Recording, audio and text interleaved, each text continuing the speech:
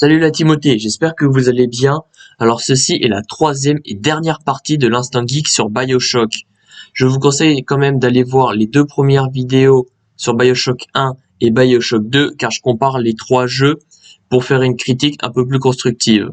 Du coup, si vous n'avez pas vu les deux premières vidéos, vous risquez de pas comprendre tous les liens que je fais entre les jeux.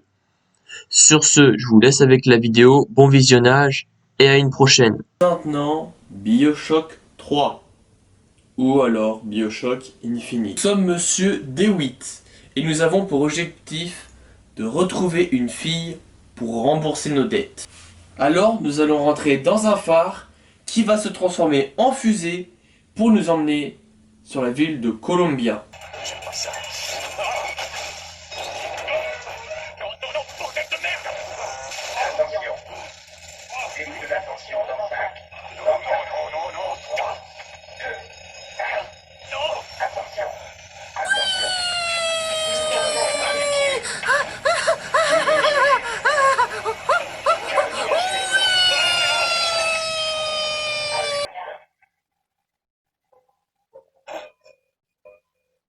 Ouais, parce que y aller en ascenseur, en avion ou en montgolfière, c'est pour les petites bites. Alors nous rentrons dans la ville de Columbia, une ville heureuse, calme et religieuse. Nous réussissons à trouver la fameuse fille qui se nomme Elisabeth. Nous essayons de ramener Elisabeth sur Terre, mais pour ça, faut qu'on affronte quelques soldats. On nous reprend Elisabeth. Alors, des révolutionnaires voulant lutter contre la ville de Columbia voudront qu'on retrouve un forgeron pour lui demander des armes. Sauf que ce forgeron est mort. Alors grâce à Elisabeth, qu'on a retrouvée un peu avant, on va se balader dans les univers parallèles. Quoi? Oui, vous nous avez très bien entendu. Cette salope a la capacité de se déplacer dans les univers parallèles.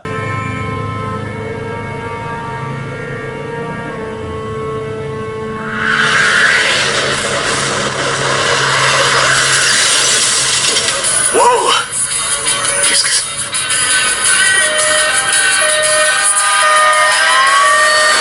Alors du coup, comment ils font pour faire en sorte que le jeu ne dure pas seulement 5 heures? Oh mon dieu! C'est un oiseau! Non! C'est un avion! Non! C'est un fils de pute qui rallonge le jeu de 7 heures! J'y vois quelque chose. Oh non! Referme-la. Je fais que ça! Referme-la!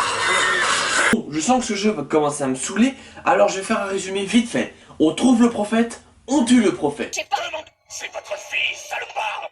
Et vous l'avez abandonné! Ça valait le coup! Hein? Vous avez eu ce que vous voulez? Dites-moi! Dites-moi! C'est terminé.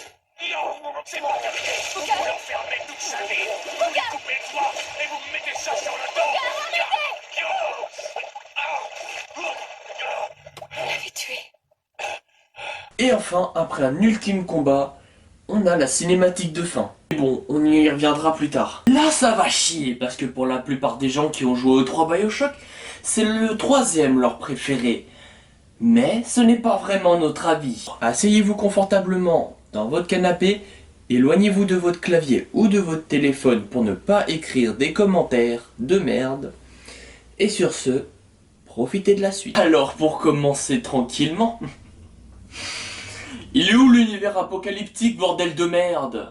Nous, ce qu'on aimait dans Bioshock, c'est être sous l'eau, se sentir emprisonné, ne pas pouvoir trop se balader parce qu'on est restreint par la map. Vous avez perdu une des qualités des deux premiers Bioshock. Pas ouf. Là, vous l'avez agrandi comme pas possible. Tout ça pourquoi?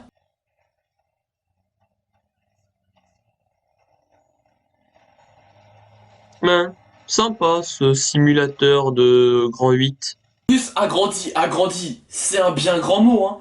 Parce que dans le jeu, on tourne en rond, hein. En plus, avant, il y avait que peu d'ennemis, à peu près une dizaine grand max, et les protecteurs. Maintenant, c'est une orgie de soldats. Oh oui. Ah, et il y a aussi un tout petit détail qu'il faudrait mettre au clair. Oh cool, le fusil à pompe. Vas-y, je le prends. Bah, pourquoi j'ai lâché ma mitrailleuse? Bah, attends. On peut avoir que 2 armes? Non, vous ne rêvez pas. Maintenant, on ne peut plus qu'avoir que 2 armes. Niquez vos mères. En plus, très vite, on remarque qu'il y a une certaine redondance dans le jeu. Parce que très vite, ça devient... On se déplace, on combat, on se déplace, on combat, cinématique. Et on recommence. Et ça, jusqu'à la fin du jeu. Oh, excusez-moi, je suis aveugle. Je n'arrive pas à voir la différence entre ces deux jeux. Heureusement, il y a Elisabeth pour remonter les niveaux. Cette salope, elle me casse les couilles. De 1, elle pirate à notre place.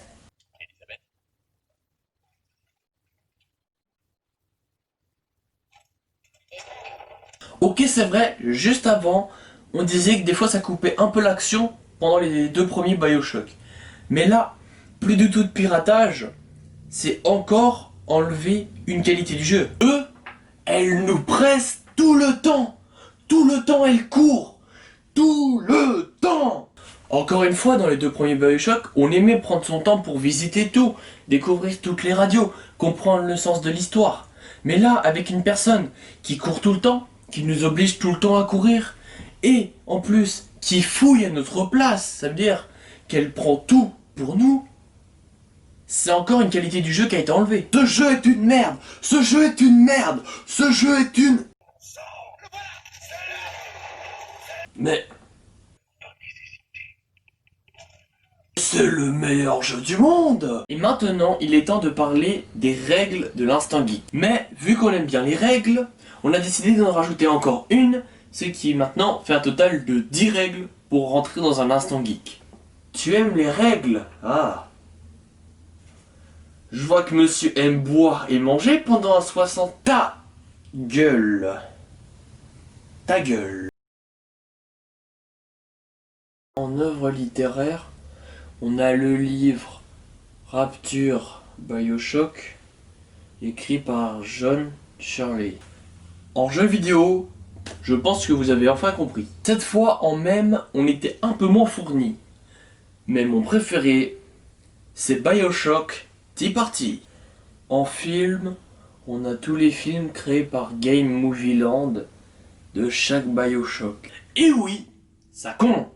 Pour ce qui est des cosplays, énorme respect à tous ceux qui se sont déguisés en protecteurs. Énorme respect également à toutes celles qui se sont déguisées en petite sœur. Oh mais putain, t'es dégueulasse. Elles sont censées être mineures à la base. Oh, excuse-moi, mais sache que je suis pas le seul à penser ça. Pour ce qui est des goodies, il y a des figurines qui sont extrêmement jolies.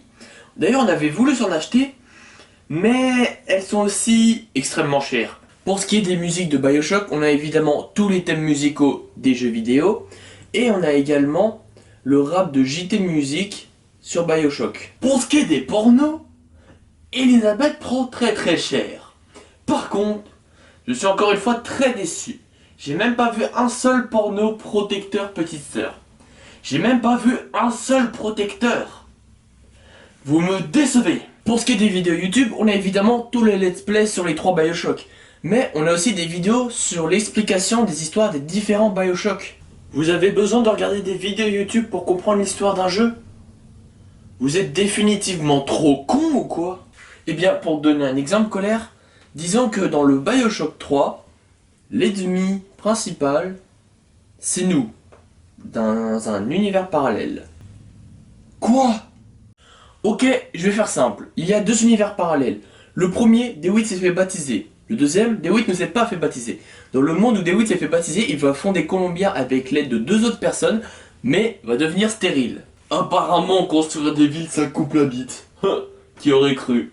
Du coup, pour régler ce problème, grâce à 2 amis du DeWitt religieux, ils vont passer dans l'univers du DeWitt non religieux qui a eu un enfant. Ils vont prendre l'enfant en échange de rembourser les dettes du DeWitt non religieux pour retourner dans le monde du DeWitt religieux. Sauf que le DeWitt religieux, du coup, veut tuer tous ceux qui sont au courant que cet enfant ne vient pas de lui. Du coup, pour se venger, ces 2 amis vont retourner dans le monde du DeWitt non religieux, vont dire d'aller récupérer la fille dans le monde du DeWitt religieux en le mettant dans l'univers du DeWitt religieux. Et c'est seulement à la fin qu'ils se rendront compte qu'en fait, la fille qu'il doit récupérer, c'est sa fille. Putain, j'ai chaud. Trop compliqué. Et maintenant, la nouvelle règle, pour finir dans un instant geek, il faut qu'il y ait au moins une théorie. Et la théorie que nous avons choisie pour le monde de BioShock, c'est: est-ce que la ville de Columbia pourrait exister dans un autre monde? Je vous conseille d'aller la voir, la théorie. On vous la met dans la description. Et parce qu'on a aussi la flemme de vous expliquer et de vous détailler tout le bordel. Sur ce, c'est la fin de la vidéo. Alors n'hésitez pas à vous abonner, à liker. Et sur ce, c'était la Timothée pour vous servir.